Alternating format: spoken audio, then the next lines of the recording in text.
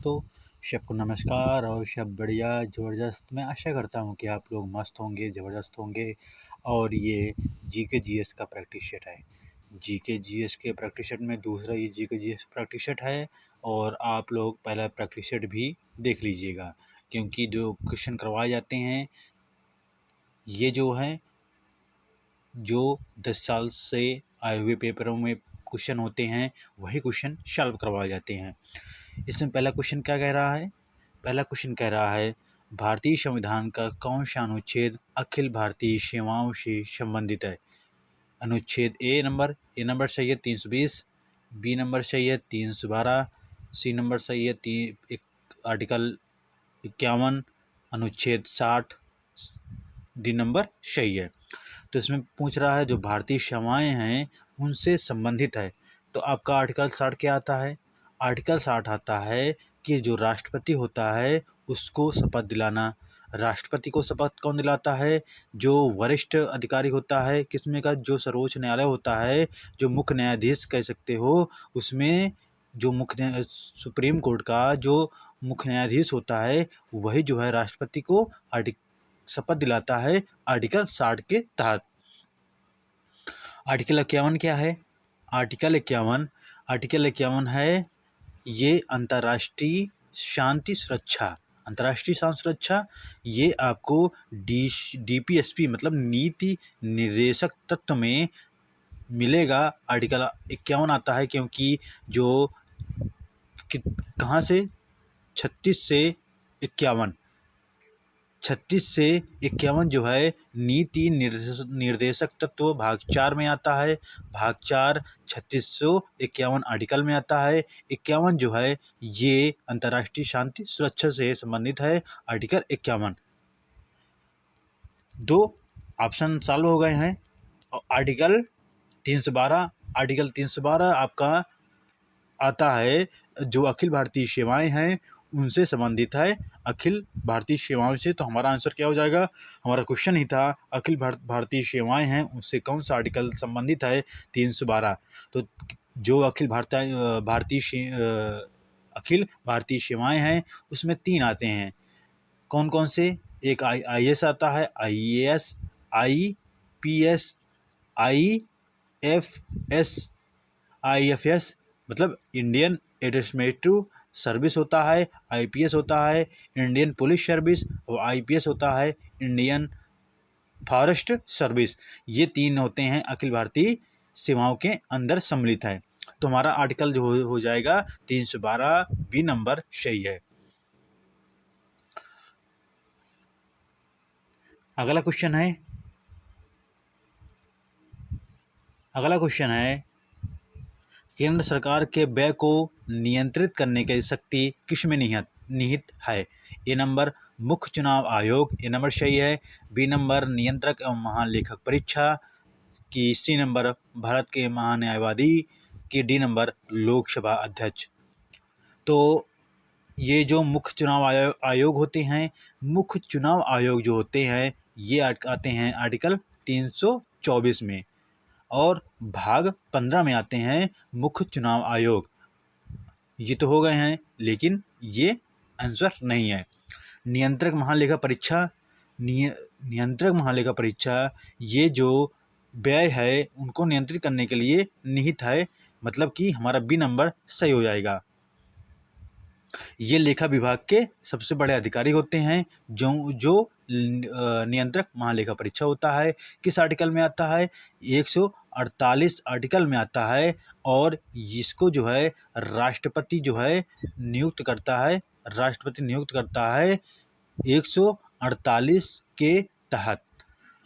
और ये 6 वर्ष तक या तो 65 वर्ष तक रह सकते हैं, मतलब कि जो उनका कार्यकाल है जब तक रिटायर नहीं होंगे, जब तक उनका जो रिटायरमेंट ईयर है वो 65 वर्ष तक है, और 6 साल तक काम कर सकते हैं। ये इनके संबंधित जो नियंत्रक महालेखा परीक्षा है ये हमारा आंसर हो जाएगा। इससे संबंधित ये सब सारे जो फैक्ट हैं ये हो गए।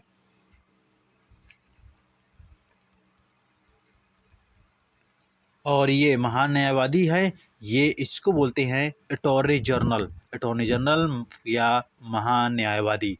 तो महान न्यायवादी किस आर्टिकल में है? आर्टिकल 76। आर्टिकल 76 महान न्यायवादी है। और ये जो भारत सरकार है तो उसके खिलाफ न जा कर के जो उसके सपोर्ट में काम करती है, और ये विधि अधिकारी होती है। महान न्यायवादी एक विधिक अधिकारी है, एक न्यायिक अधिकारी होती है। और ये राष्ट्रपति के प्रसाद पर्यंत तक रहता है। जब तक राष्ट्रपति चाहता है जब तक ये रहता है भारत का महान न्यायवादी, महानियंत्रक लेखा परीक्षा में। और इसमें यही अंतर है कि ये इसकी सीमाएं हैं कि 6 वर्ष या 65 साल तक, लेकिन ये राष्ट्रपति के प्रसाद पर्यंत तक, जब तक राष्ट्रपति चाहता है, जब तक महान्यायवादी काम करता है। और लोकसभा अध्यक्ष वही होता है कि अपने जो मंत्रिपरिषद होती है उसका अध्यक्ष होता है, मंत्रिपरिषद का अध्यक्ष होता है, उसके द्वारा चुना जाता है लोकसभा अध्यक्ष। तो इसका हमारा आंसर क्या निकल के आया है? नियंत्रक महालेखा परीक्षा ये व्यय को नियंत्रित करता है, निहित है। ये बी नंबर सही हो जाएगा। अगला क्वेश्चन है भारत के किस एक मंत्रालय एकमात्र संघ राज्य क्षेत्र का अपना उच्च न्यायालय है? ये पुडुचेरी, ये नंबर सही है। कि बी नंबर दिल्ली सही है, कि चंडीगढ़, सी नंबर सही है, कि डी नंबर दिल्ली सही है? तो हमारा आंसर क्या है? दिल्ली। क्यों दिल्ली सही है? क्योंकि जो इसमें उच्च न्यायालय की बात की गई है, जो पुडुचेरी की उच्च न्यायालय के कौन सा है? ये है मद्रास, तमिलनाडु। अंडमान निकोबार यहाँ स्थित है, वो पश्चिम बंगाल है, कोलकाता है उसका उच्च न्यायालय। जो दादर नागर हवेली है और दमन द्वीप है, ये महाराष्ट्र है, उसका उच्च न्यायालय। जो लक्षद्वीप है उसका उच्च न्यायालय केरल है। और जो चंडीगढ़ है, चंडीगढ़ एक उच्च न्यायालय है, और ये पंजाब हरियाणा से सटा हुआ है। चंडीगढ़ का उच्च न्यायालय पंजाब या हरियाणा में है, तीनों का एक साथ है। तो दिल्ली एक ऐसा केंद्र शासित प्रदेश है जो दिल्ली का उच्च न्यायालय दिल्ली में है। तो इसका आंसर क्या हो जाएगा? दिल्ली सही है।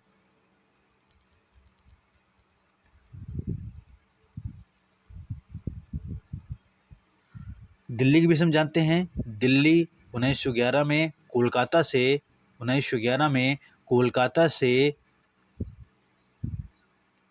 से चल हट करके दिल्ली, मतलब ये जो राजधानी पहले कोलकाता थी, उसके बाद जो है कोलकाता से हमारी राजधानी दिल्ली हो गई है। 1911 में ऐसा हुआ था। तो इसका आंसर क्या हो जाएगा? डी नंबर सही है। अगला क्वेश्चन है प्रधानमंत्री की नियुक्ति राष्ट्रपति करता है या किस अनुच्छेद में वर्णित है? आर्टिकल 74, ये नंबर सही है। आर्टिकल 61, बी नंबर सही है। आर्टिकल 76, सी नंबर सही है। आर्टिकल 79, डी नंबर सही है। इसमें से कौन सा ऑप्शन सही हो जाएगा कि प्रधानमंत्री की नियुक्ति राष्ट्रपति करता है? आर्टिकल 79 क्या है? आर्टिकल 79 जो संसद होती है उसके बारे में दिया गया है कि इसमें जो है आपका जो आर्टिकल 79 होता है, संसद में क्या कौन कौन उपस्थित होते हैं? राष्ट्रपति होता है, राज्यसभा और लोकसभा होता है। ये आर्टिकल 79 है, सांसद। उसके बाद 76 में क्या है? आर्टिकल 76 वही आप जो अटॉर्नी जनरल, जो पहले क्वेश्चन सॉल्व करवाया गया था, अटॉर्नी जनरल है। आर्टिकल 61 क्या है?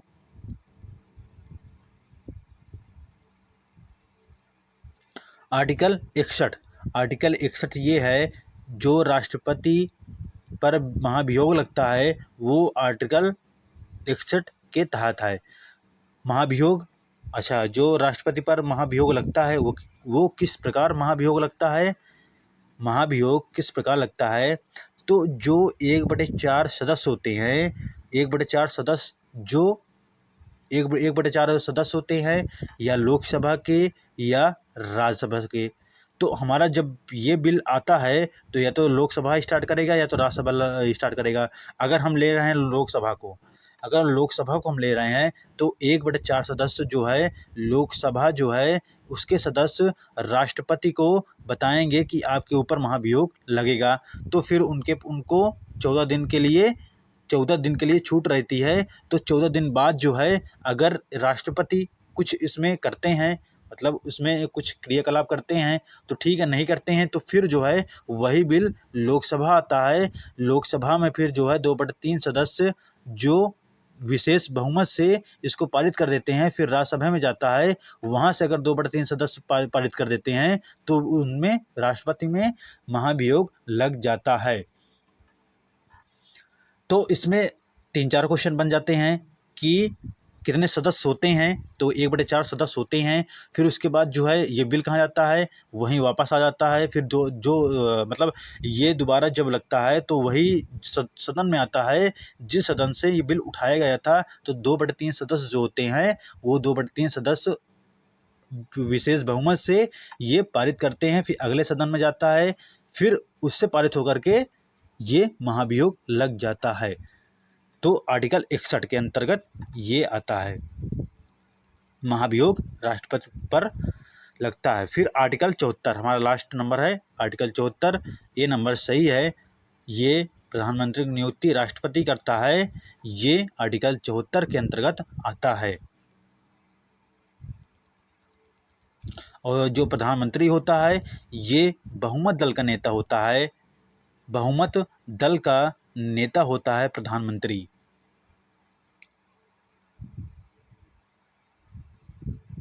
अगला क्वेश्चन है, रेड डाटा बुक किसका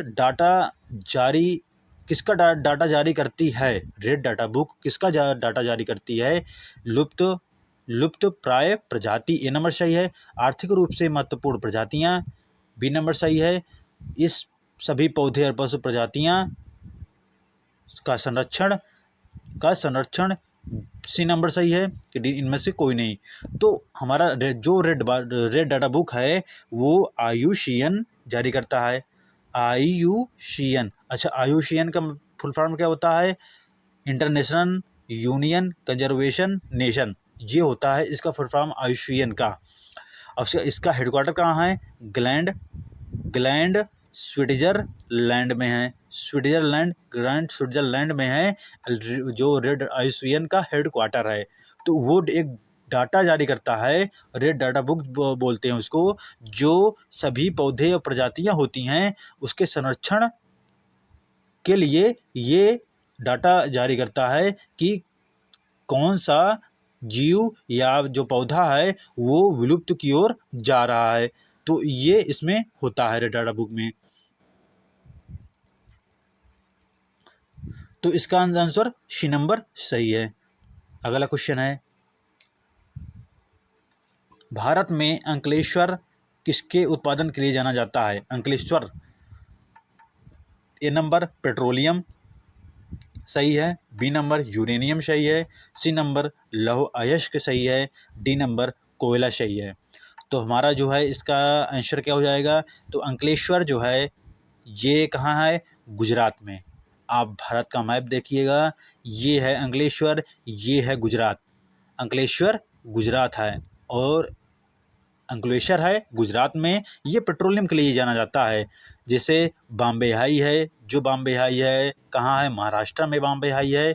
और डिब्रू सैखोवा जो आपने सुना होगा, डिब्रू सैखोवा जो है असम में, ये राष्ट्रीय उद्यान भी है। और डिब्रूगढ़ एक स्थान है, वहाँ पर जो है डिब्रूगढ़ असम में स्थित है, एक स्थान है डिब्रूगढ़। तो वहाँ पर जो है तेल शोधन है, वहाँ पर तेल शोधन पाया जाता है। नूना माटी पाया जाता है असम में, ये तेल शोधन के लिए जाना जाता है नूना माटी। तो हमारा क्या हो जाएगा?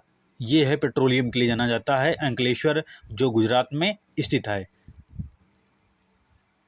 ये क्वेश्चन बनते हैं कि सबसे पहले जो है तेल कहाँ खोजा गया था, तो वो डिब्रूगढ़ हो जाएगा। लेकिन अगर सबसे बड़ा क्षेत्र पूछा जाए तो वो गुजरात का अंकलेश्वर स्थित है, जो गुजरात में स्थित है अंकलेश्वर। कोयला की बात करते हैं। कोयला 4 प्रकार के होते हैं। एक होता है एंथ्रेसाइट होता है, फिर बिटुमिनस होता है, फिर लिग्नाइट होता है, फिर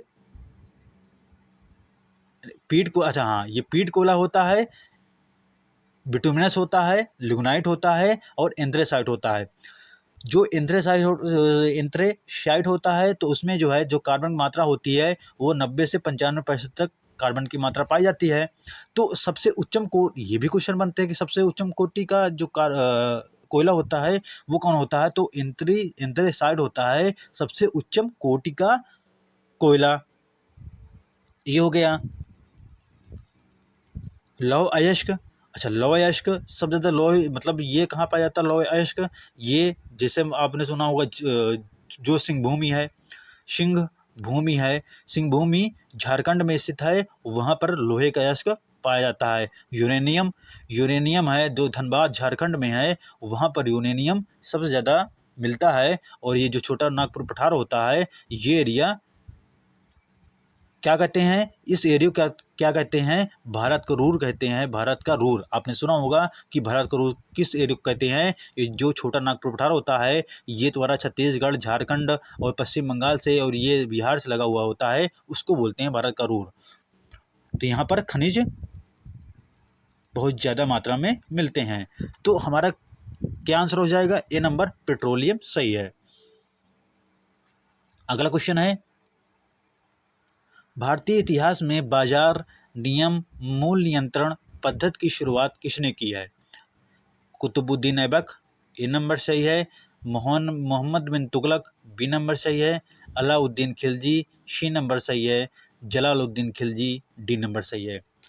जो आपने देखा होगा जलालुद्दीन खिलजी, ये खिलजी वंश का संस्थापक होता है जलालुद्दीन खिलजी।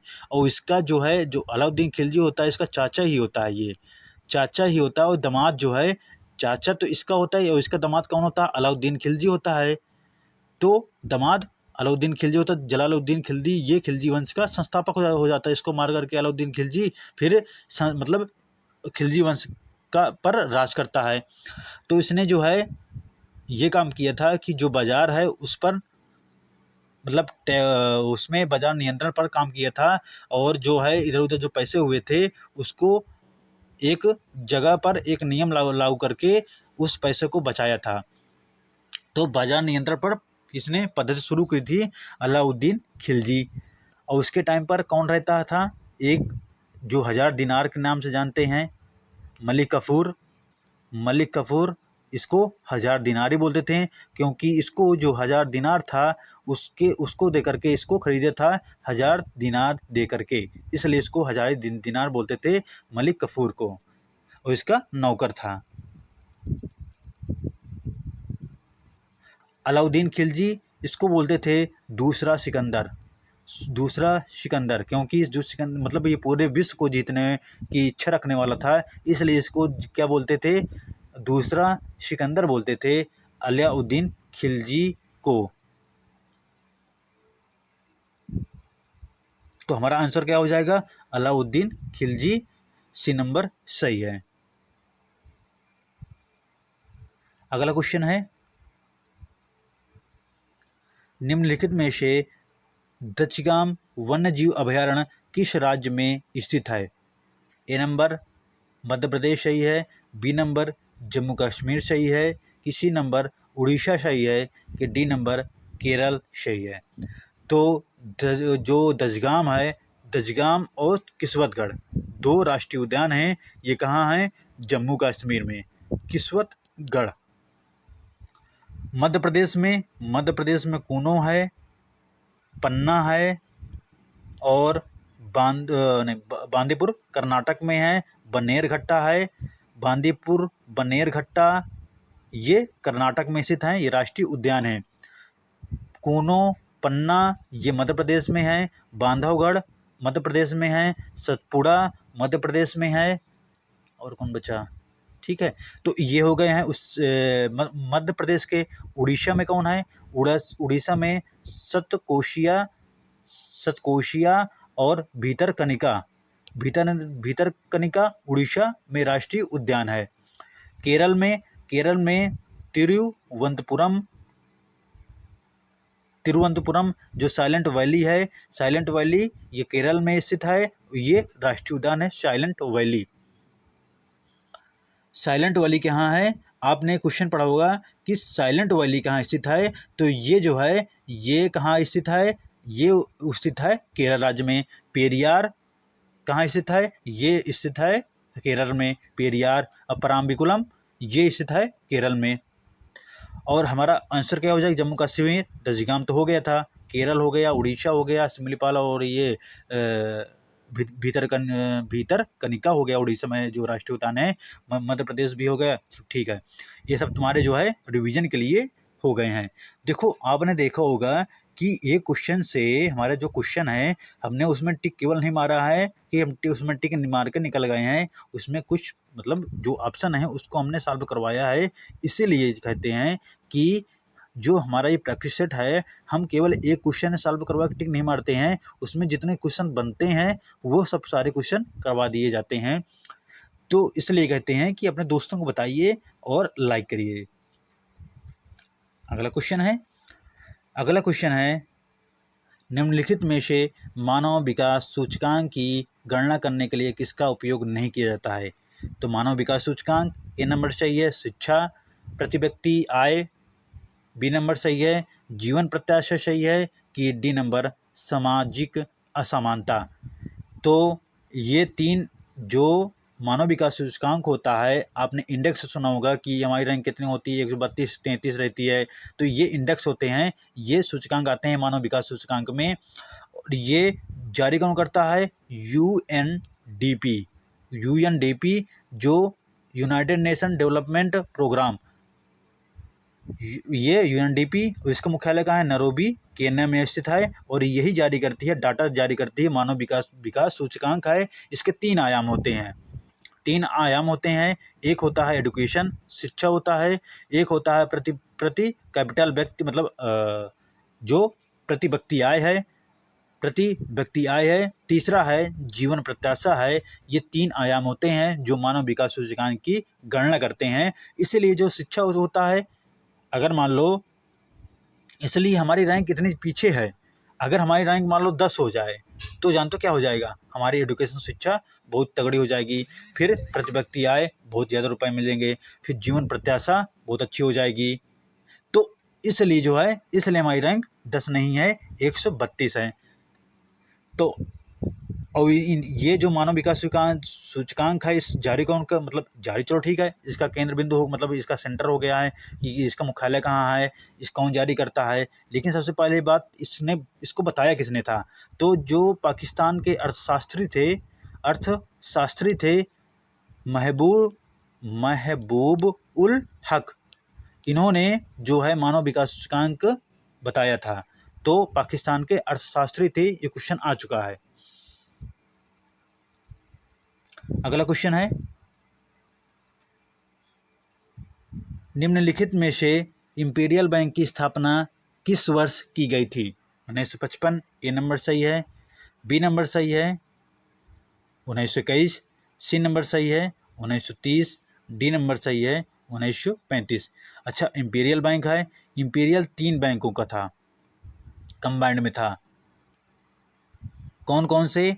बंगाल, बिहार, उड़ीसा, ये 3 बैंक थे जो इंपीरियल में 1921 में स्थापित किया गया था। फिर उसका नाम चेंज करके SBI state bank of India हो गया था 1955 में। 1955 में बैंक, इसका नाम चेंज होकर, जो इंपीरियल बैंक था इसका नाम चेंज होकर के SBI state bank of India हो गया था। तो जो 3 बैंक थी उनका नाम चेंज होकर के एसबीआई हो गया था 1955 में। तो जो इंपीरियल बैंक था इसकी स्थापना 1921 में होती है। बी नंबर सही है, तो हमारा बी नंबर सही है।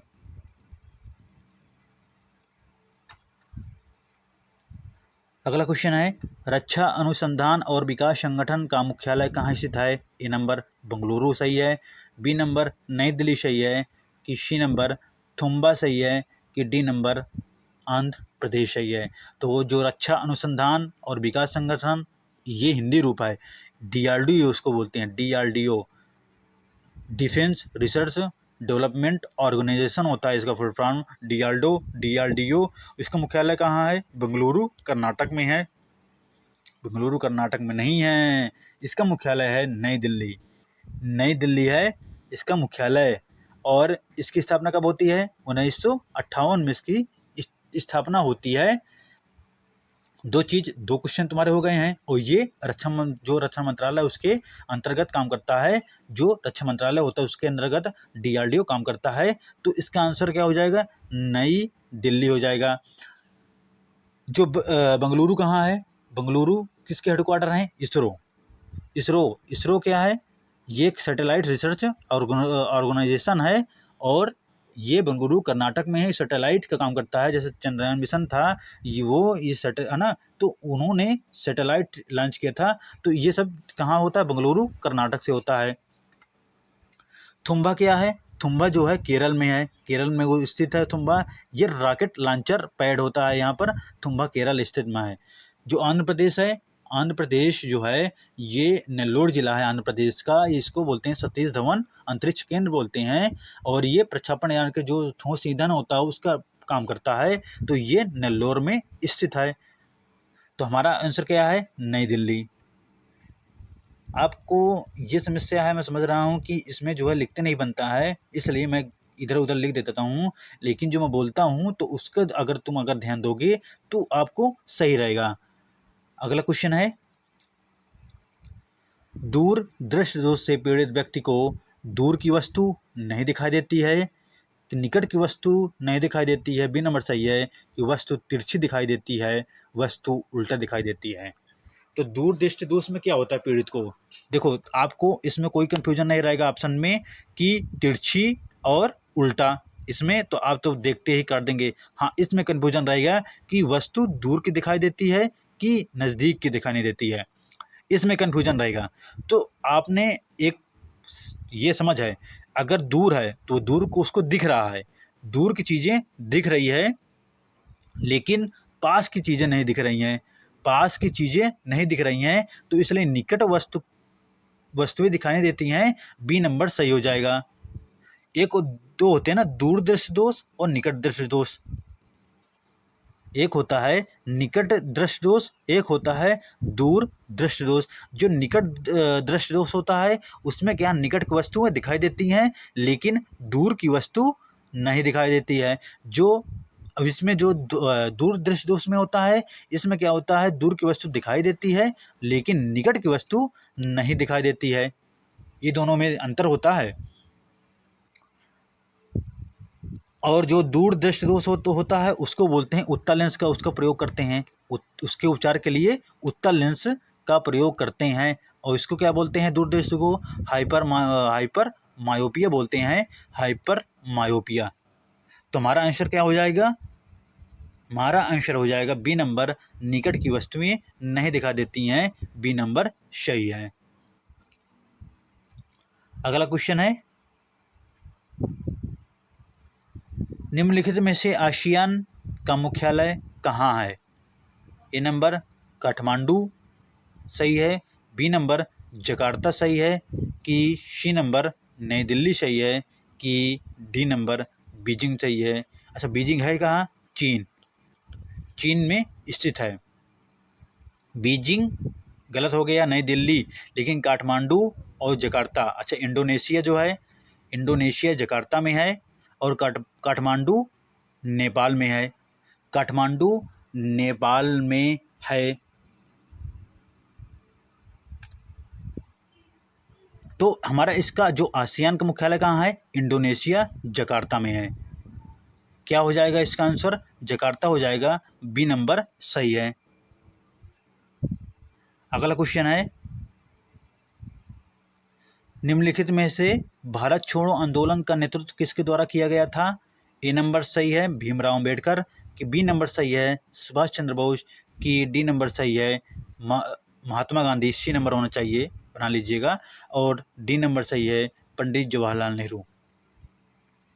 तो भारत छोड़ो आंदोलन कब हुआ था? भारत छोड़ो आंदोलन 1942 में हुआ था, और ये हुआ था जो महाराष्ट्र है, वर्धा महाराष्ट्र से स्टार्ट हुआ था, महाराष्ट्र में वर्धा 1942। और इसके जो इसका जो भारत छोड़ो आंदोलन का नेतृत्व किए थे, ये महात्मा गांधी जी के द्वारा नेतृत्व किया गया था, उनके नेतृत्व किया गया था।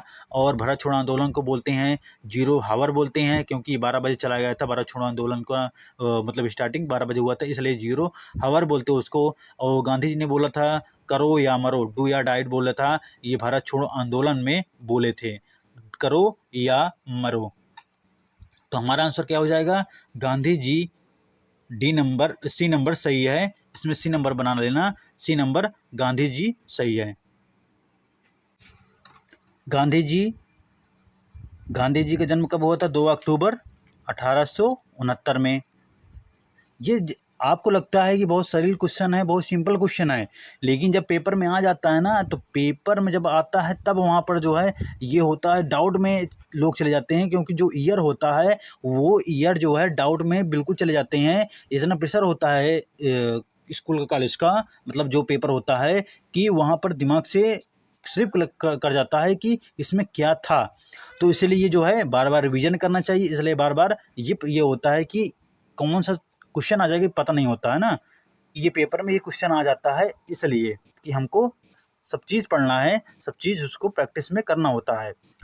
महात्मा गांधी जी 1915 में जब दक्षिण अफ्रीका से भारत वापस लौटे थे, 1915 में लौटे थे, और इन्होंने सबसे पहले जो सत्याग्रह पूछता है, ये चंपारण सत्याग्रह होता है। चंपारण जो है बिहार राज्य में स्थित है, और ये 3 कठिया उसको बोलते हैं, 3/4 जो हिस्सा था वो अंग्रेजों द्वारा कर लगाया गया था, उसको चंपारण सत्याग्रह बोलते हैं। 1917 में स्टार्ट किए थे, सबसे पहले सत्याग्रह था। उसके बाद फिर अहमदाबाद 1918 में, अहमदाबाद टेक्सटाइल है, वहाँ पर जो है धरना प्रदर्शन किए थे, और फिर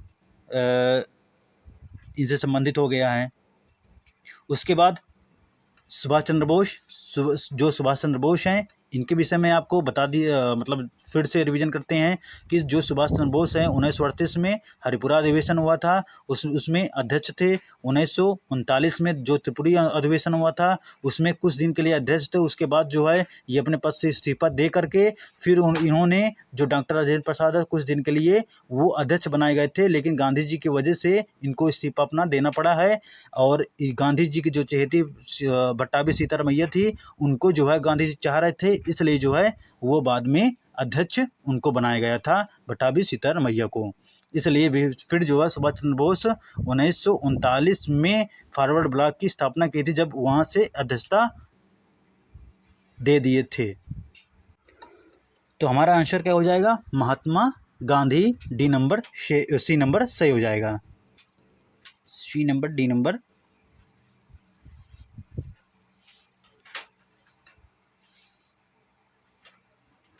आज के क्वेश्चन खत्म होते हैं, यहीं पर विराम लेते हैं, और जय हिंद।